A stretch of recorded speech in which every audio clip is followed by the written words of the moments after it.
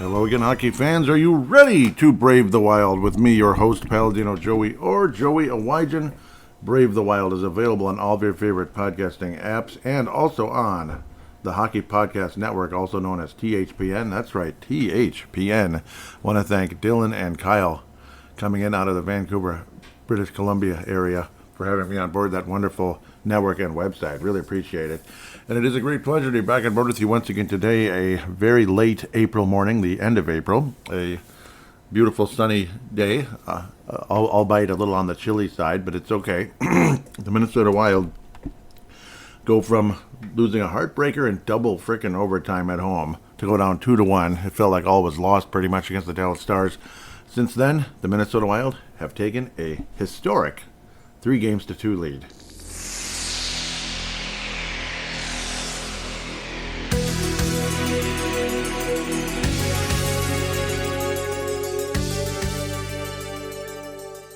And this, of course, against the hated Dallas Stars, a very historic 3-2 lead, because it's only happened one other time in the history of this franchise. That was when the Minnesota Wild took a 3-2 lead over the St. Louis Blues, the last time this team advanced in the postseason. And it was the only time this team has ever advanced to the second round without having to go to Game 7 on the road. Yeah, think about that. We had to go to Game 7 versus Colorado in 2003. Historic comeback coming down from 3-1, especially that Game 5 win, which was a very signature victory. Sounds familiar, right? A very signature Game 5 victory. The Wild again went down 3-1 versus Vancouver. In both cases, the Wild won the first first game of the series, to here we go, we got a shot, and then lost 3 games in a row, and then came back and won 3 in a row, basically. That gutty Game 5 win in both cases. Then the Wild, everybody thought the Wild had a shot at something really special, because it's just the Anaheim Ducks. We actually might go all the way.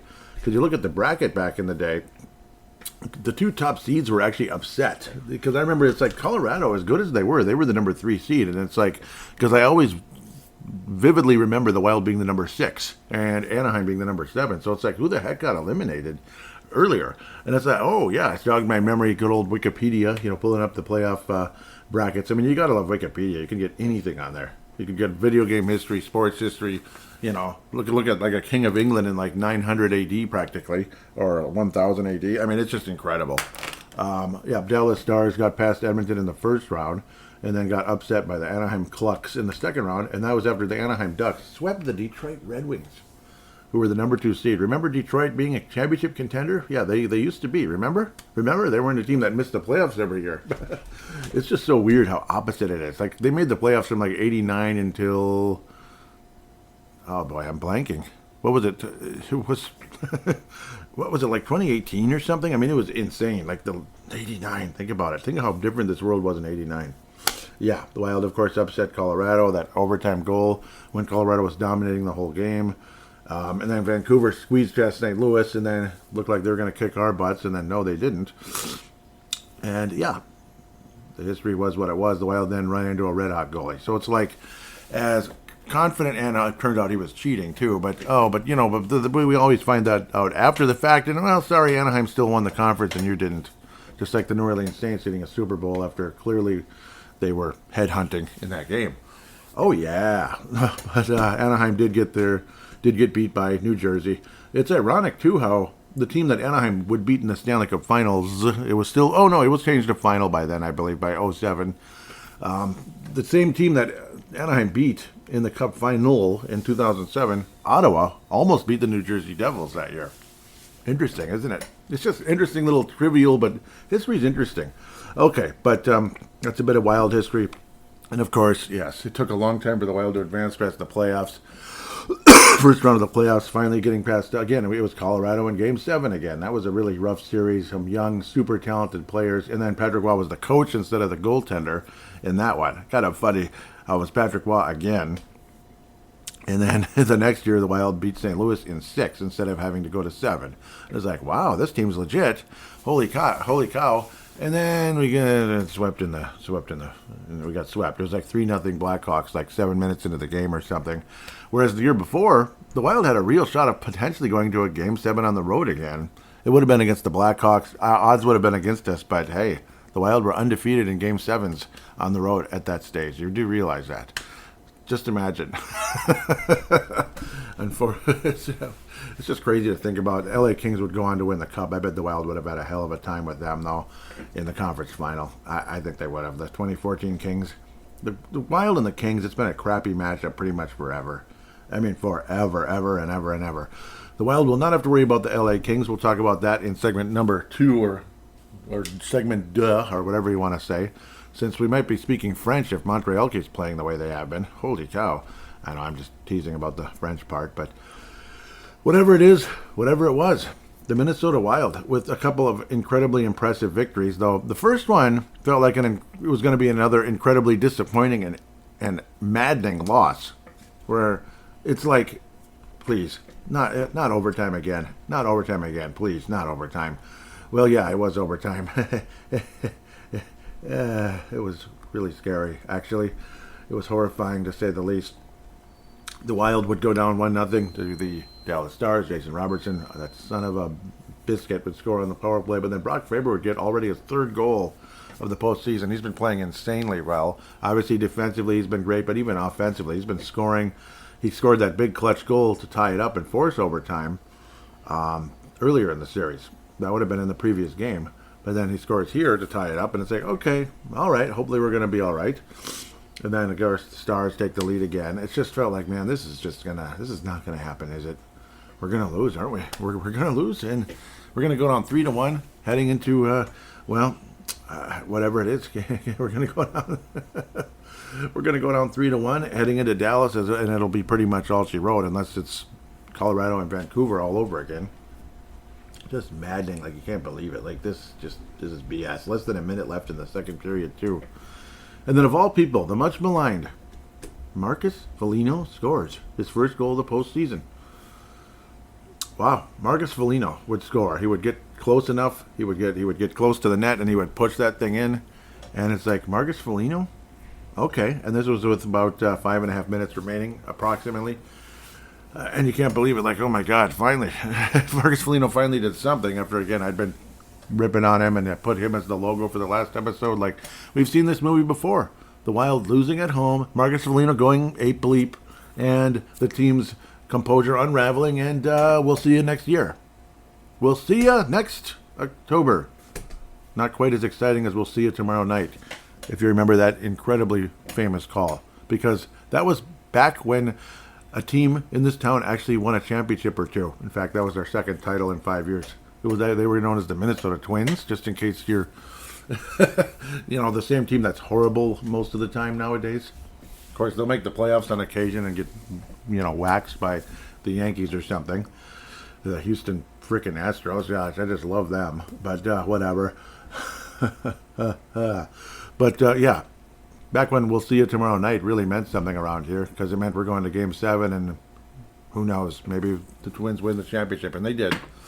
Yep, we actually won 2 championships in this town. That may sound very foreign to a lot of people that are under 40-something, like under 40 pretty much. You got to be like 40 plus pretty much to remember, for the most part, because 91 was 35 years ago. So yeah, like you'd be a 5-year-old youngster, and you may have some fond memories. Like I was 7 when the Twins won in 87. So, I was 8. Excuse me, bad math. I was 8.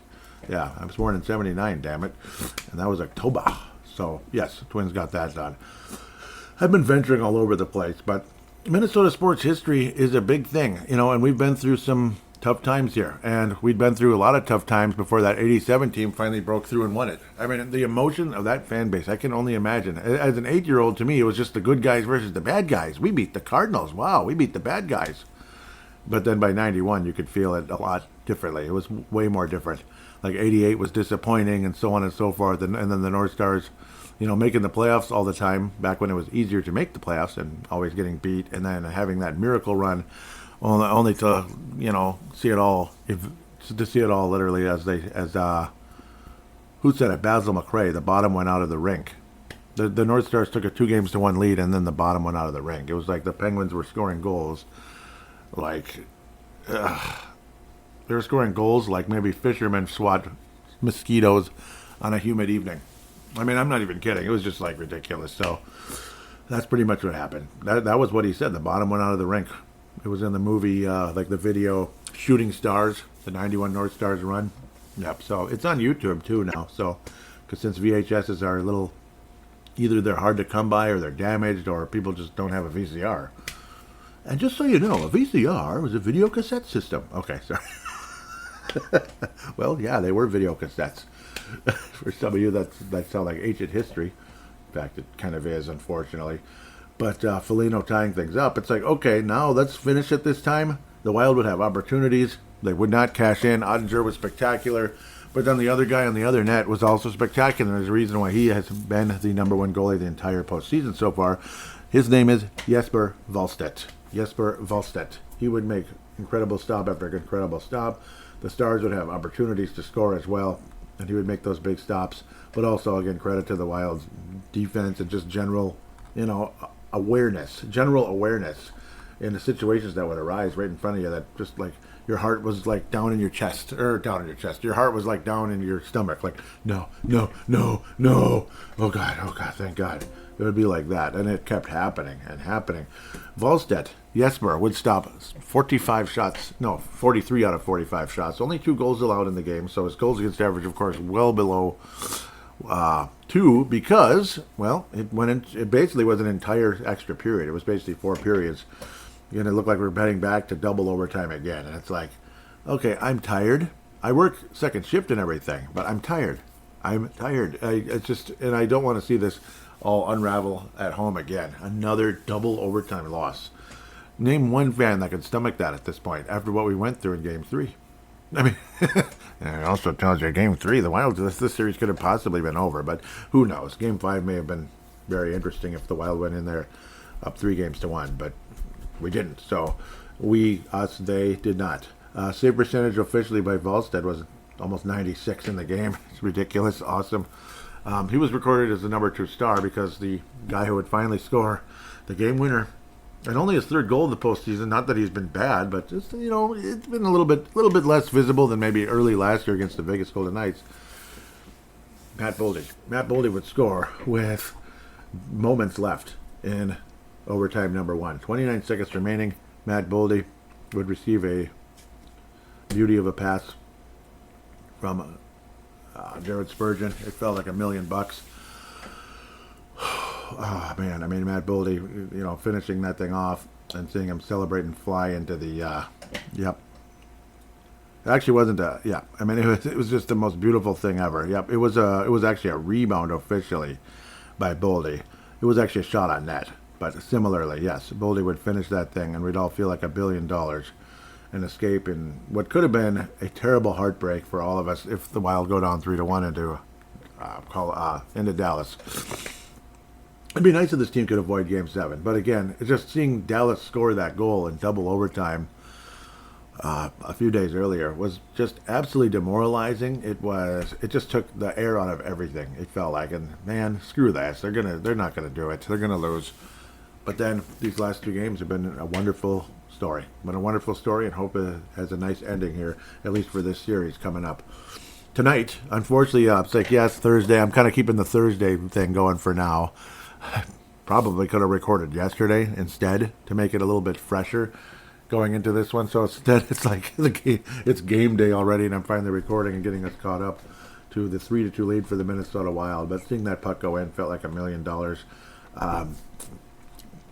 Again, just drama and all of that. It felt like and I think this was way back on Saturday, wasn't it? So this was way back on Saturday. That's how long it is because there's time in between games. There really is. So, Tuesday night to Thursday, that's not too bad. Not bad at all. Or was it Monday? Monday was game 3.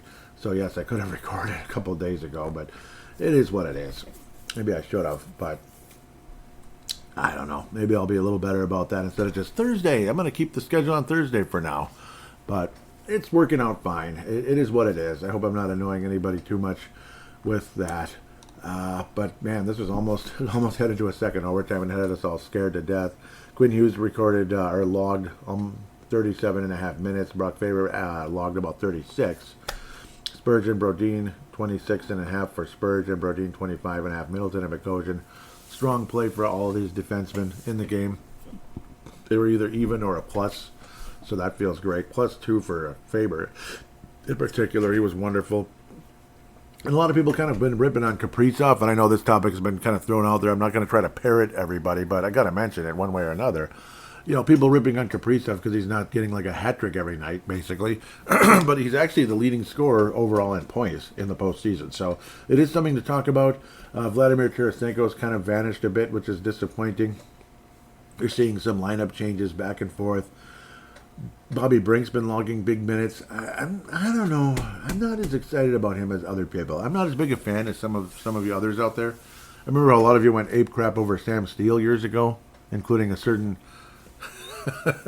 including a certain host from Boston that goes on another podcast that some of you like.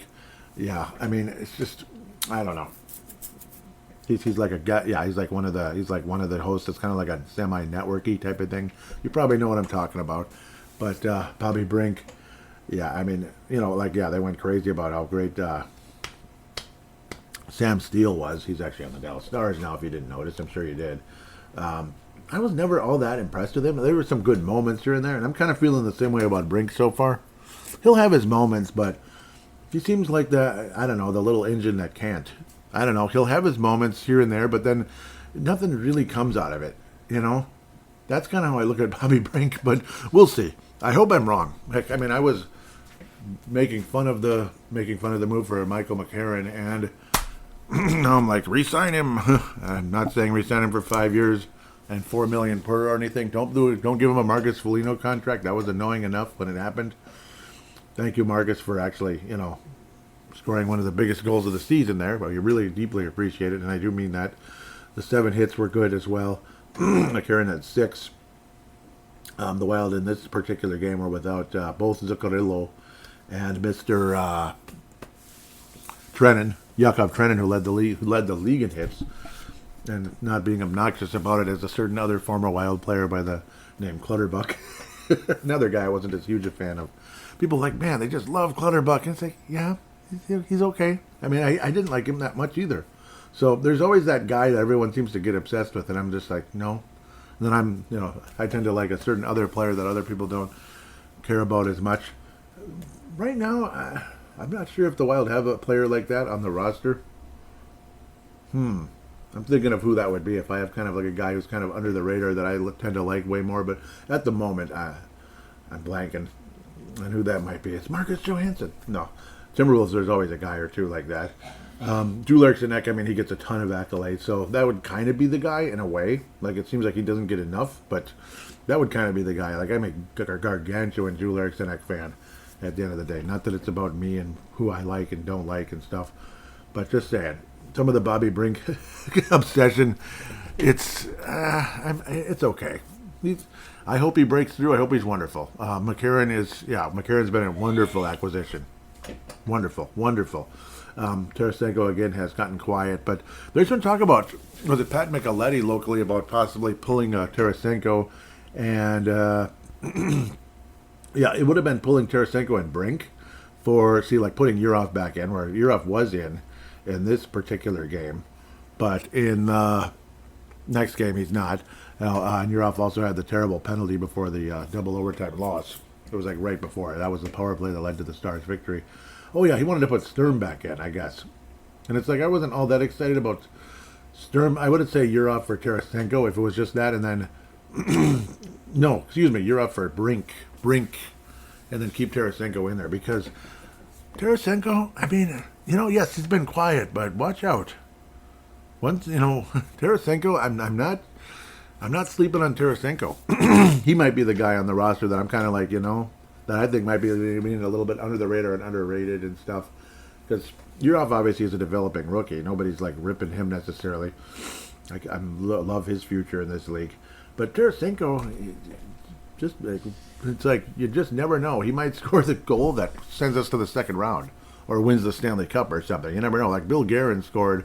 He was like one of the old guys on the Pittsburgh Penguins in 2009, and he scored one of the last goals of that final game there, and it was crucial. It was absolutely crucial. That helped the Pittsburgh Penguins beat the Detroit Dynasty and kind of end the Detroit Dynasty basically right there. So, yes, the Wild won game 4 and tied the series up. You head to Dallas, 99% of the population's like, well, maybe not 99%. We'll say 60% of the population is like Dallas is probably going to win this game, and then we'll have to hope for the best here in 6 and 7. Make a comeback and win like we did with the second Colorado playoff series. We didn't go down 3-1 the second one. Sorry, that was like a 2-2, 1-1-1 back and forth basically with them. Colorado won the first two. The Wild actually won a couple of home games, which is insane. That's really rare. The Wild actually won 2 home games in that playoff series, but two home games in a row. That's incredibly rare. And then, actually, we won all of our home games in that series. That's got to be the first time that's ever happened. Yeah, we won Game 6 to tie it up and then go to Game 7, because I know the Avalanche took a 3-2 lead winning Game 5, and it's like, yeah, we're done. Anyhow, I've been babbling, but then again, it's fun. This is hockey history combined with other things. Yakov Trenin would return. Brink would remain in the lineup but only play 9 minutes and be meh, be just pretty meh out there. He plays 12 shifts. Marcus Foligno only 10 minutes. Marcus Johansson down to only 10. Yeah, he's been extremely invisible. And Tarasenko has been quiet, but he did get an assist in the great Dallas game. The most impressive game of the season, you could argue. See, it's like you had that 6-1 butt kicking in Game 1, but it's like, you know what I mean? That's probably like just once in a while type of thing. Like, for whatever reason, Dallas, I don't know, it's like a combination of Dallas wasn't ready and we really were type of thing. But whereas this is when both teams have definitely been, as they say, worked into a lather enough in this series for the Wild to kind of come out and just outplay the Dallas Stars. Not blow them out, but survive the Dallas Stars on the road and win our second road game in this series, which is insane. Jesper Wallstedt would only face 22 shots, but he stopped 20 of them. Very strong performance regardless, even though it's not like he got crushed. The team in front was doing a spectacular job getting block after block, like 6 blocks for Jake Middleton, 5 for Spurgeon. I mean, the little guy. Rodin would also only play 7 minutes and 22 seconds because the second block he took, unfortunately, he would not return. So the hope is that it's more of a stinger type of thing and it's not a serious injury for Jonas Brodin. You hope it's not like a broken bone or something. Pray to God, no. Because Jonas Brodin is so vital to the success of this team. You hope he can play tonight. That's actually not been out there yet. So definitely a bugger. Otherwise you might see a Petrie out there. But I would not be all too excited about that. Or Damon Hunt. I mean, I'd be between Petrie or Hunt. You even have Carson Lambos. Because you have this huge playoff, you have the huge playoff roster because of injuries that can happen. So a lot of these, there's a lot of AAA guys on this club out there. David Spacek it'd be kind of cool to see him out there, but man, you'd rather see Brodin at the end of the day versus someone else. So, even Ben Jones, who finally scored his first NHL goal, like 30, I don't know, it was like 50 games into his career. Actually, not 30, 50 NHL games. Like, finally, man, poor guy. Yep, I mean, I would not be against Brink going out and then you're off going right back in. That's what I would do. I would not take out Tarasenko for Sturm. I don't know. Sturm had his moments and such. He's okay. I can't take Tarasenko out, but Brink, yes, especially if it's for Yurov, Danil Yurov. I would make that move if that's the case. And then, pray to God, Brodin's going to be okay and ready to roll. An impressive game, though, nonetheless. Kirill Kaprizov would have 3 points, a goal, 2 assists. Zuccarello would finally return and be a huge factor right away. He would score the opening goal of the game. He just kind of, he didn't have any assists in the game, surprisingly, but just his overall presence and kind of like the assist leading to an assist type of thing before the assist. It's like if there was a third or fourth assist type of thing, that's Zuccarello in this game. Stuff that does not show up in the stat sheet. Boldy would score again. His confidence is starting to soar. Multi-point game for him, 2 points. Here's Cinco, another assist. So chipping in the points gradually. Again, Yakov Trenin would return. That was huge. That's actually the main reason why you saw both Sturm and Yurov go to the press box, but you left Brink in, and he only played 9 minutes and 44 seconds. And it's like, I don't know. I'd rather have Yurov, honestly, between him and Brink. I'll take my chances with Yurov at the end of the day. I think there's a little more to offer. God bless Bobby Brink, man. I hope he has a spectacular career. I hope he has I hope he has 25 goals next year for the Wild. You know, God bless him. It's just, I don't know. I'm not all that impressed yet, and that's just my thoughts on that. The nice part is too, this didn't have to go to OT, and it's like high minutes, but it's reasonable. You're not looking at like 40 minutes or something for Quinn Hughes in Faber, more like 26. So that's better. 27 basically for Hughes and 26 for Faber. So at least reasonable there. But of course, guys having to probably go out there for some extra shifts because Brodin was only able to do 7 before he got hit. So lower body injury type of thing with the block. So unfortunately. You hope again it's just soreness and he's able to return. That there's enough healing over the course of the last few days here for Jonas Brodin to return to the ice. Pray for that one for sure. But an incredible victory for the Minnesota Wild in Game 5. It just had a great feeling. Scared to death when you saw that goal to make it 3-2. Terrified. I mean, it just my heart sank like, oh no, please God, no. Don't let this go the wrong way. And it almost did, that type of thing. But luckily when Kirill were Kaprizov, because obviously Dallas had Dallas had the Dallas had the open net or whatever. Yep, yeah, the empty net, pardon me, open net. They had the empty net to obviously try to tie the game up. It was 3-2. Obviously, in that stupid Jason Robertson had just scored recently. Ballstead was making some nice stops. Well, a lot of the stops came later in the game there in that third period, but was making some nice stops, and the Wild players were blocking shots and such. But then Robertson had scored his 5th goal, much to our incredible chagrin. And then, the Wild would survive a couple more chances by the Dallas Stars. And then you saw Kirill Kaprizov just fighting, battling, hanging on to the puck just enough, and able to release the shot for only his 2nd goal of the series. It was an empty netter. But again, he's got tons of assists in this series. And I got to think more goals are coming. Don't worry. Maybe tonight. Who knows? Maybe he has a multi-goal game tonight. In fact, that just might be a prediction. But because there only is one game to predict so far. And at least we hope it's only one. Kaprizov, when he scored that empty netter, it was just, yes! Oh my God, what a feeling. What a feeling to get out of Dallas with a 3-2 lead. And again, only the 2nd time in franchise history this team would take a 3-2 lead and an opportunity to wrap this thing up. A closeout game. The Minnesota Wild historically in closeout games have been pretty good for the most part, except against the frickin' Blackhawks. Because, closeout games sometimes go both ways. You might get beat in that game and you survive. Or you're the one ahead and you put the other team away. So, with the Wild, an opportunity to put someone away here have been pretty good historically. So that's the good news. The Wild have been pretty good. St. Louis, again, all those years ago, when the Wild had a chance to put away the Colorado Avalanche, they did. The Wild had a chance to put away Vegas. We did not. It was the other way around in that one. So, but coming back the other way, the Wild historically, again, had a good record in closeout games because we survived 3 closeout games. You realize the Wild won 3 closeout games twice in 2003. That's a lot. So multiple closeout games against the Avalanche in 2014, and then one closeout game versus the St. Louis Blues. It was just one, of course, in that case.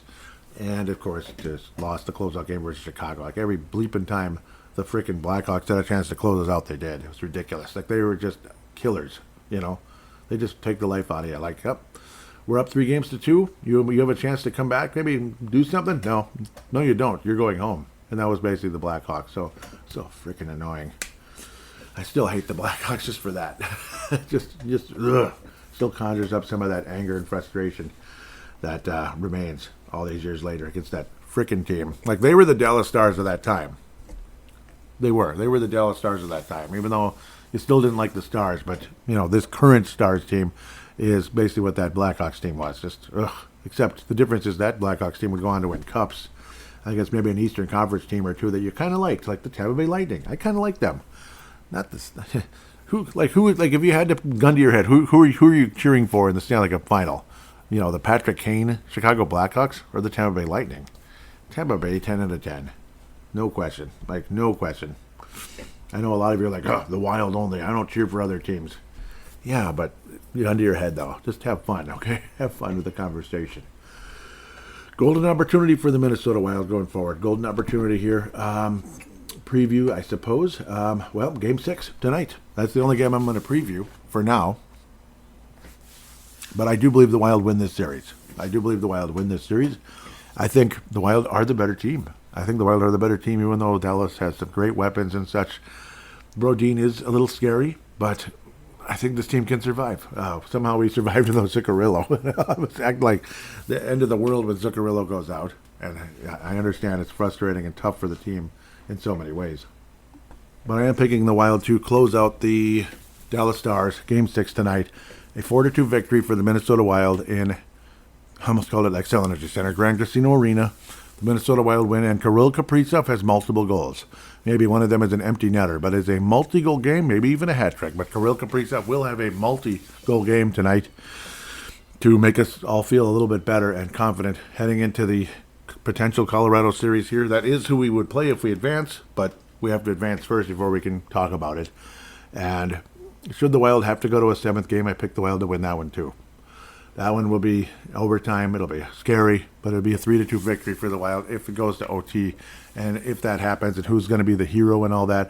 Bobby Brink. No, it'll probably be somebody semi-unexpected. I think it's going to be, I think it's Vladimir Tarasenko. If the Wild somehow, yes, I think it'll be a Vladimir Tarasenko, the Wild advance. If they have to go to Game 7, us have to go to Game 7 in Dallas. Vladimir Tarasenko would score the game-winning goal in a 3-2 overtime victory. So another Game 7 OT victory for the Wild if that happens. Otherwise, Kirill Kaprizov is the hero tonight with we'll see you in Colorado type of thing.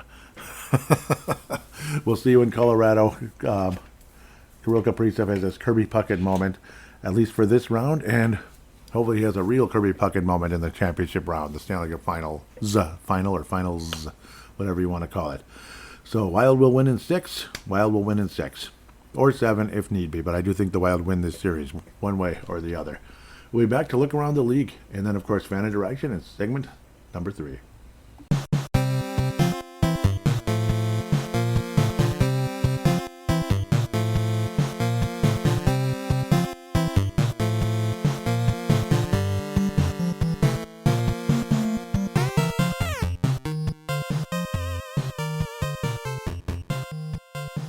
And we are back here on Brave the Wild, segment 2. Time to look around the league and all of that good stuff and see some teams already advance or have clutch overtime victories, like the Vegas Golden Knights. Oh my God, look at me.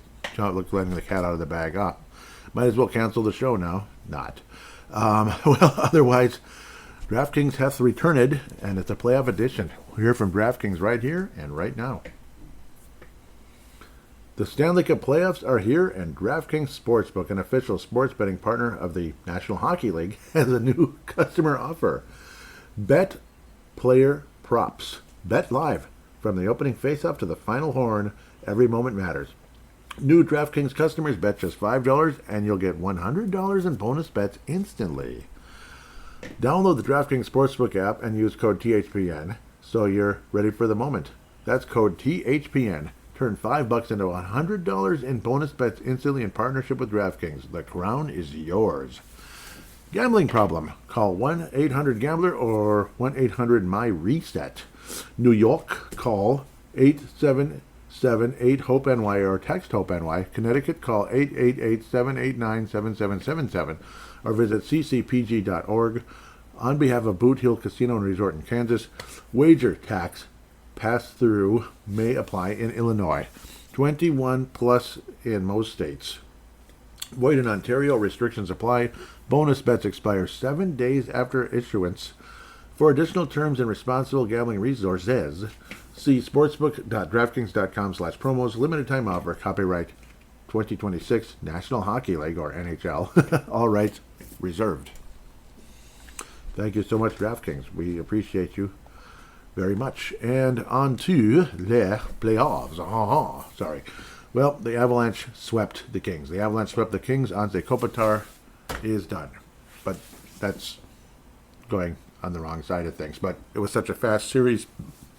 Even though there were a couple of close games, the Avalanche were an avalanche in game 4, 5-1. Next, let's go to the Eastern Conference. You got a battle there. Boston Bruins versus the, whatever they're called, versus the Buffalo Sabres. Yeah, they do exist. And I love that they've gone full back to their retro look. And I love that a lot of teams have been doing that. The Edmonton Oilers, the Calgary Flames, Buffalo Sabres, among others. The Timberwolves should do the same thing if they're going to rebrand, because their logo sucks. The Minnesota Timberwolves, the other team that plays in this town and is in the playoffs right now with a 3-2 lead on the same night. Yeah, Timberwolves explosion tomorrow, by the way. But the retro look, the Edmonton Oilers, Calgary Flames. You know, teams, just keep them forever. Keep them forever. Rebrands are fun for a while, but then it's like, you know, that other logo, the original one is better, isn't it? And it's like, yeah. And sometimes maybe, yeah, you can wear the rebrands as like a third or fourth jersey here and there for fun. Like, okay, yeah, we're gonna go back to that black, red, white look, the Buffalo Sabres, but then back to the classic, you know, 2 Sabres, the blue, the yellow with the big buffalo in the middle. It's the best. It's the best logo they've had. Sorry, it truly is. Just imagine if the Bruins went with a crazy rebrand. It'd be like, what are you doing? This is the Bruins, man. It's the spoked bee, damn it. It's a spoke. I'm not really sure I even understand the spoke, but it's a bear and a wheel. But I don't know. Who am I? I'm just Joey. I'm just Brave the Wild host. I'm the tiny one, right? It's been around forever, but tiny. Lime and tomato juice to the classic logos. Lime and tomato juice to the Minnesota Wild and our fans here with this 3-2 lead. Let's get it done. Buffalo Sabres have a 3-2 lead, but that's because they lost a closeout opportunity in Game 5. The Boston Bruins did a 2003 Wild, winning on the road in Game 5, trailing 3-1. The Bruins have made it interesting for sure. Sabres had a blowout victory in Game 4. I bet the whole fan base in Boston was like, yeah, it's over. And then that gutsy win. They just shut down the Sabres in a big way and won 2-1. Impressive victory for the Bruins, and we'll see what happens in Boston May 1st. Hopefully the Buffalo Sabres aren't chanting Mayday, like, oh boy, you know, Mayday, Mayday. The Montreal Canadiens, what an epic series this is. Winner of this series could go to the Stanley Cup, could even win the Stanley Cup. Yes, the Montreal Canadiens could win the Stanley Cup this year. Oh yeah, 48 wins. The Tampa Bay Lightning, 50 wins. Great seasons for both of the teams. They're both very good. And yes, I am saying the Montreal Canadiens can win a Stanley Cup.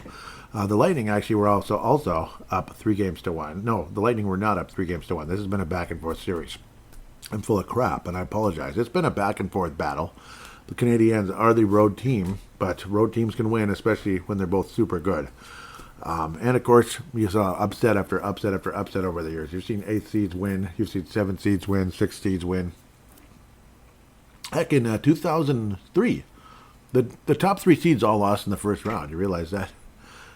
The only team left was the 4th seed, and the Wild got stuck playing them because of the way the bracket was set up.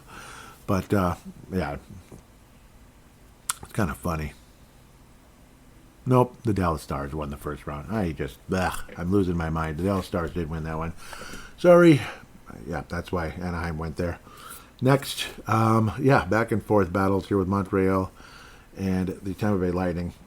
The 2 super close games that went to overtime. In fact, the first 3 games went to overtime. Montreal would be up 2-1 after that. Back and forth. It was Montreal, Tampa, then Montreal again. So that means it's going to go to Tampa for Game 6, and Montreal wins Game 7. And I think I'm going with that. I think that is what's going to happen in that series. I do believe the Buffalo Sabres close out the Boston Bruins in Game 6, though. I think they're going to go into Boston and beat them. What do you think of that? So the Sabres will win the series, but I think the Canadiens beat the Lightning. And you're going to get Montreal and Buffalo in the second round. Be a good one. You already have a second round, though, with the Hurricanes and Senators. Hurricanes made quick work, or whatever the word is, of the Senators. The Senators were fairly competitive in this series. They were never blown out. Like 2-0, 3-2, 2-1, and then 4-2. That was actually the worst game of the series, arguably, for the Senators. They gave up 4 goals in the game. And that was in Ottawa. Senators swept by the Carolina Hurricanes. Wow. Hurricanes look absolutely fantastic. At least in the first round, and they just were better than the Senators, basically, even though the Senators played well. Look, Philadelphia was sweeping the Pittsburgh Penguins, and then the Penguins won 2 games in a row. It's like, daggone it. They would lose Game 4 in Pittsburgh and then Game 5 in Philly, but then finish things off back in Pittsburgh. Philadelphia Flyers advance. That's good. So there's that. That's good, right? A certain supervisor would say. What just happened? What happened here? Yes, it was a pretty epic comeback for the Penguins. Unfortunately, like how the Flyers, it felt like it was all over. 5-2 victory. 5-2 victory in Game 3 in Pittsburgh. It's like, oh yeah, Flyers are going to win this. Yeah, they did, but they had to play 2 extra games, unfortunately. Actually, 3 extra games, right? Because they had to actually win 1 more after losing 4-2 and 3-2 respectively. Then it was like a 91 Game 7 World Series, a 0-0 tie going into OT, and the Flyers finally put an end to the doggone thing. So the Pennsylvania Cup, the Philadelphia Flyers win the Pennsylvania Cup in this series. Obviously, 2 teams that there's been a rivalry there forever. You know, it's huge rivalry. And heck, they came in the same expansion draft way back in '67. Same draft the North Stars, the Golden Seals, the St. Louis Blues, and the Los Angeles Kings were on. So that was the second 6. You have the original 6 and then the second 6. But the Penguins are beat in 6 games. Great season, or good season for them, but Philadelphia was actually the better team and got the job done. And I'm happy to see Philadelphia not only make the playoffs, but advance. Now they get to play the Carolina Hurricanes, who haven't lost a game yet. So that's going to be a toughie. We'll keep the brackets going here real quick. Sabres and Canadiens, oh my God. The winner of that's probably going to the finals. Actually, not necessarily, because the Hurricanes good. The least likely team to make it to the finals is the Flyers, but man, it'd be fun. I'd love to see the Flyers. It would be Minnesota and Philadelphia in the Cup final. That'd be cool. Of course, Minnesota versus East Coast teams has not been too good in the past in postseason play, especially for the Vikings and Twins.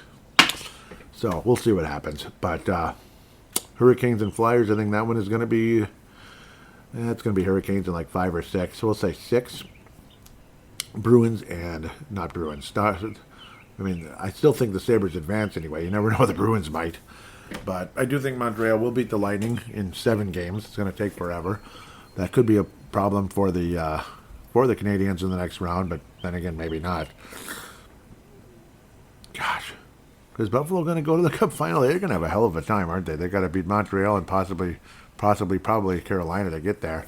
It's kind of like the Wild with our tough stuff here. Like, and even if the Wild get past the Stars and the Avalanche, you think the sky is the limit for the team, yes. But you never know.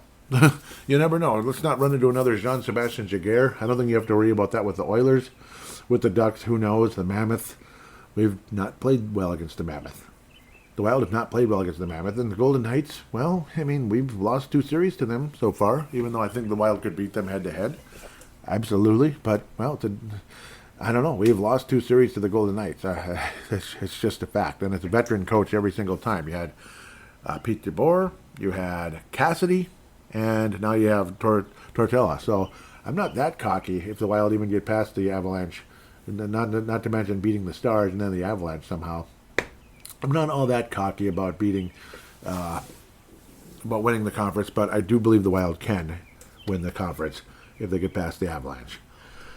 Who's going to win the East? I'm going to... Who did I have before? I think I had Tampa, didn't I? I don't think it's going to be Tampa anymore. Right now, it's got to be the Hurricanes. And I've picked the Hurricanes so many times, and I've been wrong so many frickin' times. Flyers may very well go on to upset them for all we know. I'll say the Hurricanes, though, because what the hell? What the hell? It's going to be the Hurricanes. Wild over the Stars for Pete's sake in 6. So Minnesota and Colorado in second round. The Mammoth and Golden Knights. It looked like the Mammoth were going to win that series, but now the Golden Knights have had a couple of close, clutch victories over the Utah Mammoth. I think the team that would give the Wild the toughest time would be the Mammoth, no doubt about it, if somehow Minnesota does get to the West Final. But any one of these teams can win. Anaheim is good giving the Oilers hell. Oilers finally. The Oilers stay alive, though, winning Game 5. So big win for them. That was at home, of course. They've had the home ice in the series. They went down 3-1. Huge game tonight. Ducks and Oilers. I'm guessing the Ducks win that series. And I don't know. I was all Edmonton before, but I think the Ducks win that series in 6 tonight. I think the Golden Knights beat the Mammoth, but it might take a 7th game. which is bad for the Golden Knights, but we'll see. I think Golden Knights will beat the Mammoth. I think that it was a derailing loss from the Mammoth last night in OT. Huge win for the Golden Knights. So Golden Knights in 7. You're going to see the Ducks and the Knights in the second round. Back and forth series should be a tough one. I'm going to stick with the Golden Knights getting to the West Final. So obviously the winner between Colorado and Minnesota will face off versus Vegas, and we'll see how that all goes at the end of the day. It's going to be a tough one. The Wild and Avalanche series. What did I have going on before? Did I have the Avalanche beating us? I think I did, like 6 games or something. I mean, it's like until we see otherwise, it's just going to be kind of like an honest, objective approach here. Boy, do I want to say the Wild are going to go out and win the Stanley Cup. And you know what? They just might. And I hope they frickin' do. But at the moment, I'm going to stick with my original pick for now, with the Avalanche in 6. And then they beat the Golden Knights in 5, and Colorado and Carolina in the Cup final. It'll be Brent Burns versus his former club in the final. And, yeah, I think, unfortunately for the Hurricanes, I think the Avalanche win that one in 7. It'll be a great series, but I think Brent Burns gets handed the Stanley Cup finally at the end of his career here. So I'm going to stick with that for now. I wish Brent Burns was on the Wild instead, maybe him instead of Bogosian or something. Or Bogosian, Petrie, whatever. Well, obviously, Brent Burns is still actually a pretty good player, so it's not like he's completely done. But he's certainly not in his prime anymore. But I'm sticking with Colorado winning the Cup. I hope I'm dead wrong. I hope the Wild go all the way and win this thing. But Minnesota and Carolina is the other possibility here. The winner between Minnesota and Colorado will face off against the Hurricanes in the final, one way or another. So Minnesota and Carolina could be in the final. We'll see. But, of course, the Wild still have to beat the Stars first. So there's that. But that's the pick for now. We'll take a quick break and return for fan interaction.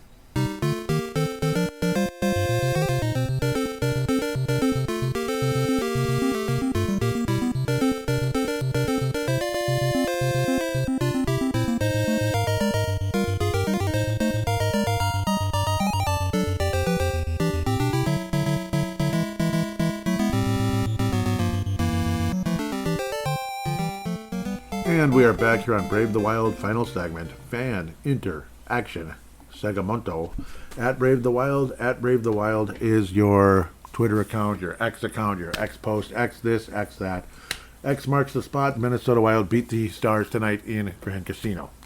Yes, sir. I think I missed somebody. I missed something. Yes, that's what I missed. So the apology, I was going to I owe somebody an apology. It is Derek at Crease and Assist. I did not see, I get caught up in work, like one of the PCs was out 2 days this week. And it's like, my attention at work is like insanely higher when I have to be like that. Not that it shouldn't be anyway, but it's like, it's harder when one of the other PCs is out. It's kind of like on you. So my attention to a lot of stuff other than the actual games was really low. But I still can make time, and I'm admitting that. I absolutely can, and I've been lousy about that at times. I missed a poll, and I apologize for not retweeting it. So this was Derek Felska, Crease Assist. The Crease Assist podcast, fantastic show, 1,000 times recommended. He says, if the Minnesota Wild can't turn the playoff series against Dallas around, this is back when things weren't going well, what do you think will be the main culprit? The categories were, and I feel bad for not retweeting it, but I did retweet the next one because the vote's over already. What was the categories were penalties, special teams, coaching and strategy, injuries to key players, and 97 not leading the way. Well, penalties, special teams won it, and I'll keep quiet about the rest just in case they're probably going to read that on the show, so I will not let the cat out of the bag. But yeah, penalties and special teams is definitely, that's what I would have voted. Let's put it that way. Jay Bushy batting first, just like Dan Gladden for the 91 Twins. Yep, and I love to represent the 90. I like to, reference the 91 Twins here because they won the World Series. Something we like to do around here a little more often. World Series, Stanley Cup, whatever. Jay Bushy says, he puts penalties and special teams. So I guess he was responding to that, but he included hashtag Brave the Wild, and that's cool. Thank you, Jay. So I'm totally a fan of that, Jay. So you got a base hit there to lead things off in the bottom of the 10th inning. It was a double, actually. Yeah. Yep. And I do believe Jay remembers that. So I put out the whole thoughts on the extremely rare 3-2 lead. Only the second time in franchise history, man. Looks like we got a decent amount of response here. Kalisha Turnip Seed jumping in. Thank you, Kalisha. Says, I think this was the, This was the response to the poll as well, but that's totally fine. I'm not mad about it. She said, or it's kind of a combination of both of us. Pros, 60-minute effort, 5-on-5. Yes, the Wild have been fantastic in that. Yep, that's been the big key for the Wild. We're better at 5-on-5 than the Stars. Boldy's our MVP. Faber's the second MVP. Wallstead, third MVP. Zook being our X Factor. Hughes being a quiet, elite contributor. McCarron, a clutch player. Yes, he is. Both of his goals, he's got 2 playoff goals, and they're both huge. Huge. It's just too bad we lost that game number 3, but he had a huge goal in game number 5. Kaprizov improving. Khan, special teams. Tarasenko, yep, he hasn't done anything. Brink stinks. Yep, so me and Kalisha are kind of on the same wavelength here. Yeah, I don't think he's that good. I don't. So I would put Brink out, honestly. Yeah, if especially if it was in favor of Yurov. Brink stinks, injuries, and then Yurov. So yeah, Yurov has been a con as well. Yep, I'd put Yurov in there instead of Brink. But yeah, I'm guessing Kalisha would agree with that. The Derek Felska lightning round hath returned. As a certain stock guy named Jim Kramer, I used to be a fan of his, not anymore, would say, the lightning round. Yeah. Anyhow, as they say in Mortal Kombat, finish him. Yep. Finish him. Fatality. This is their opportunity to advance to the next round. They're giving the fan base a tangible sign this team is truly something more than the Minnesota Wild teams of the past decade. Depth and 5-on-5 play has been the calling card so far. I couldn't agree more. Yes, finish him. Yep, I like that, Derek. That is a perfect way to lead off the lightning round. Yes. And no, do not do the friendship one, right? What was that? Mortal Kombat 3, I think? I'm not a huge fighting game guy, but 1, 2, and 3, that was the early stuff. You notice with me, I always like the older stuff. Did you ever notice that? No matter what it is? Like, yeah, Back to the Future 1. Yeah, Mega Man 1, 2, 3. Yeah. The NES ones, the original NES before the Mega Buster. The Final Fantasies before they went to the PlayStation and all that other junk. Yeah. Yeah. Exactly. So it's the same thing with Mortal Kombat. Of course, again, not much of a fighting game guy. You know why? Because I have a bad temper when I play games like that. And when I have a bad temper, it's not good. Stuff might get damaged, and I don't want to damage stuff. Okay, I didn't tell you that out loud, did I? Next. That's why I stopped playing fighting and racing games, because I broke some controllers, and that's not good.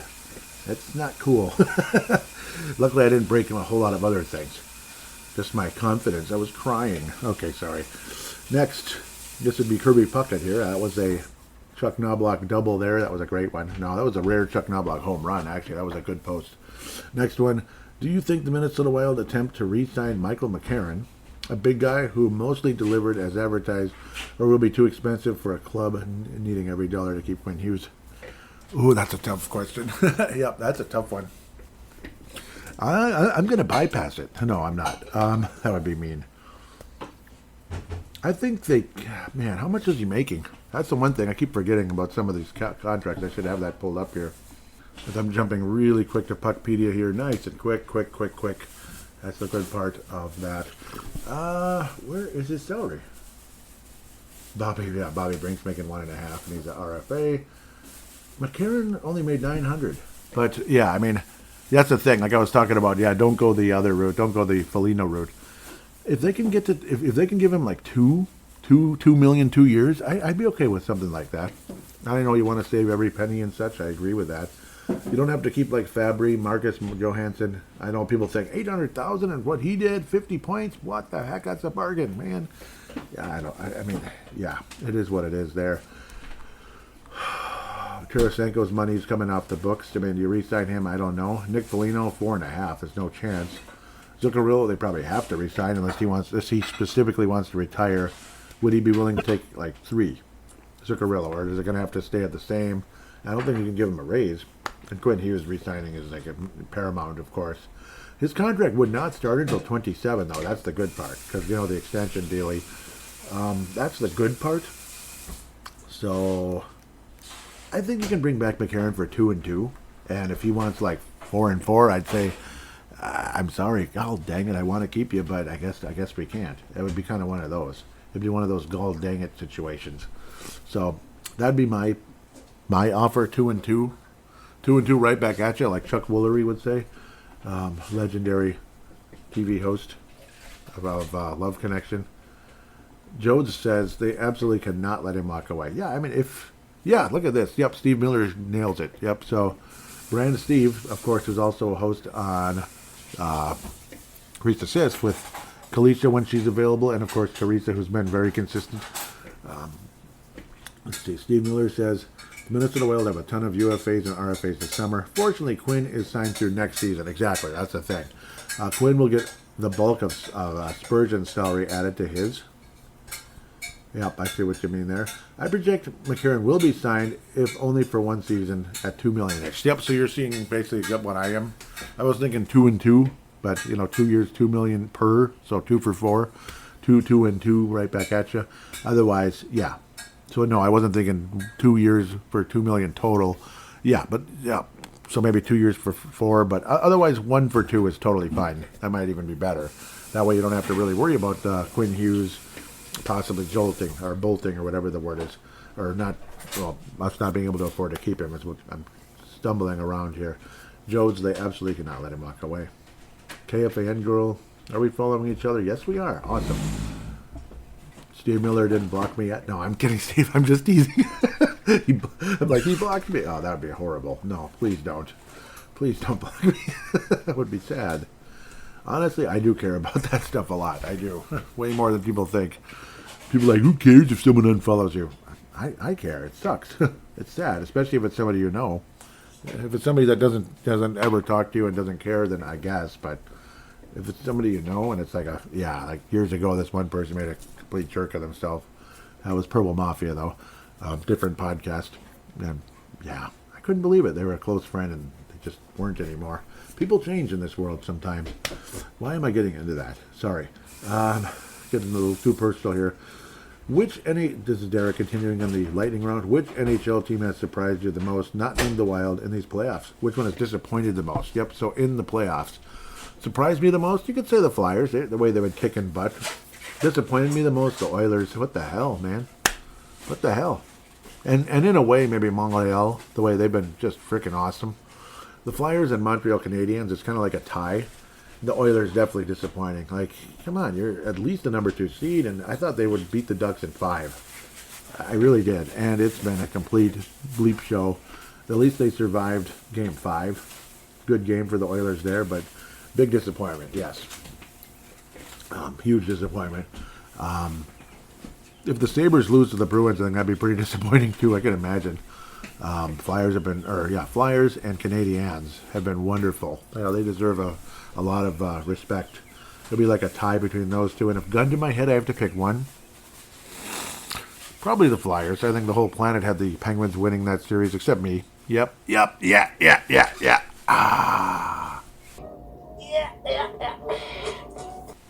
Brand new soundbite. I had to get that. Yep, I love when Darkwing Duck does that. That's because I do the same thing all the time. And yeah, Darkwing Duck, baby.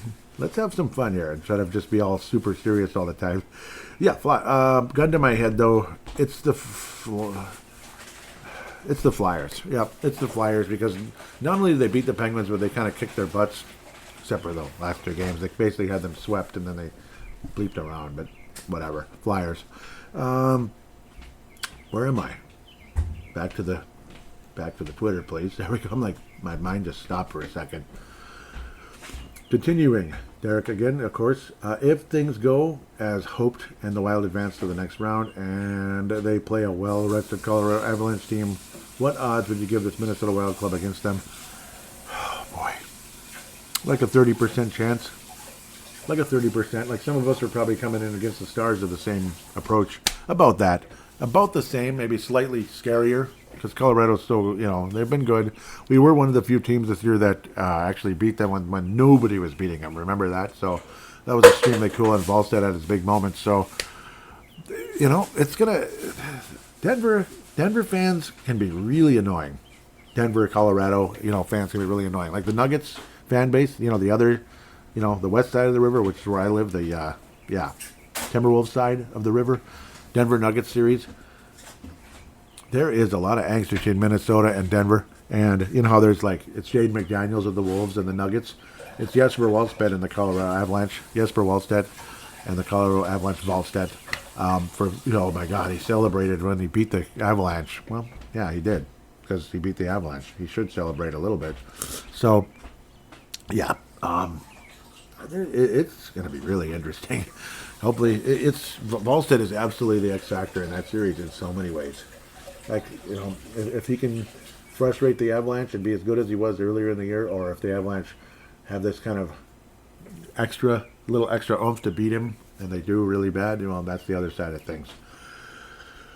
Yep. So again, Avalanche in 6 is kind of what I'm sticking to right now. I want to be wrong so bad, and you have no idea how much. Actually, you do have an idea.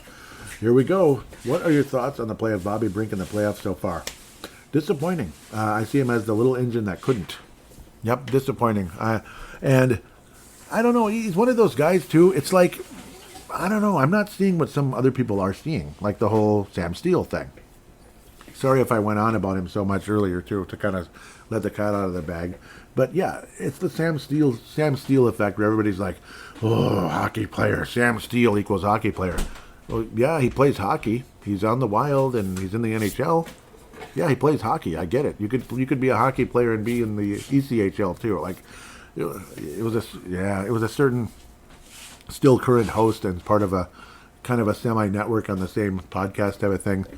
Yeah, from Boston area. I'm not a big fan. Sorry, I know so many people think he's so great, but I'm not a fan. And I don't know. Some people make statements like that, and it's like, yeah, great. You identified a third or fourth line player you think is better than he is, but they're really not. And that's kind of how I look at Bobby Brink. Similarly, I think Derek agrees with my opinion on the host too. Nudge, nudge. Ooh, here we go. I like this. If you compare the Minnesota Wild series against the Dallas Stars to a Castlevania game, which one would it be? Ooh, historically, Castlevania 3, where you just can't beat it. It's just so freaking... But when you do beat it, the satisfaction is insane. It is going to be Castlevania 3. Because, if and when the Wild do beat the Dallas Stars, because they haven't yet, it'll be like that unbelievable feeling, which so few of us... I'm one of the fortunate people on this planet that has beaten Castlevania 3. And the insane satisfaction it feels and will feel is a perfect match. Castlevania 3. That game is freaking hard. The Angry Video Game Nerds review of it is, it's like running out into a rainstorm of piss. It'll put you in a bad mood. He said if there's a game that'll put you in a bad mood, it's Castlevania 3. And that's kind of what the Stars have been historically for the Wild. And this series would be that time when you finally beat that stupid game. Whereas the other, stupid but good, it was a good game. But I'm just saying, just like this is a good series and everything. But that satisfaction when you finally win. That's what this series could be, like that great moment when you finally win. And you feel like $1 million. You just fall to the ground as if you've won a Super Bowl. That kind of feeling. Like Tom Brady when he fell to the ground when the Patriots came back and beat the Atlanta Falcons in the Super Bowl. That's what it felt like when I beat that game. And that's what it'll feel like when the Wild finally beat the Stars. Derek, kind enough to hashtag a Steve Miller comment here. Brand Steve says, does Brink provide any needed value to overcome the cost of his mistakes? No. I say no. No, he doesn't. Yep. And that's why I would like to see him replaced in the lineup by Danilo Urov, or if like with the current roster to last game, Brink out, Urov in. Yep. I mean, obviously you got Sturm. I'm not all that excited about. And I don't think the Wild are either. Thankfully, you have Trennan healthy, Zuccarello healthy now. But yes, Urov for sure over Brink. So nope. Good question, and yeah, that's a good question because I get the feeling he feels the same way. Like the whole point is like, does Brink provide any needed value to overcome the cost of his mistakes? I can imagine Steve was like, yeah, get him out of there. So, yes, Steve, I'm with you there. A new one. Here's a new one, and I did retweet it. It's got 2 days left. Looks like it's a pretty new vote here. Yep. Okay. This is a new poll from Derek. What single element do you think has had the biggest impact on the Minnesota Wild's success against the Dallas Stars? The play of Boldy and Eck. The play of 43 and 7. That would be, of course, Hughes and Faber. Play of Wallstedt. Face-offs and 5-on-5 play. Well, the face-offs have been insanely frustrating, generally, but though we have won a few lately. Earlier, though, my God, I was getting pissed off. And I can't, the 5-on-5 play, yes. The face-offs, no. Boldy and Eriksson Ek. What has been the biggest impact on the Wild's success? Boldy and Eriksson Ek, the play of Wallstedt. Oh, boy, this is extremely tough. I'm going to go with Wallstedt. Let's see how that turns out. And it is in the lead. It is in the lead. I will not let the cat out of the bag. Save it for the Derek, for the Increase Assist podcast. I don't want to ruin it for him. Or let the cat out of the bag. Couple more here. Jay Bushy batting 8th. So Steve Miller will be the Greg Gagne. Jay Bushy is batting, what would he, who was the 8th hitter on that team? That would be Pagliarulo, maybe? We'll say he's Mike Pagliarulo. He was a great third baseman, though. Jay Bushy says they need to play even better tomorrow because the Stars are going to push back hard.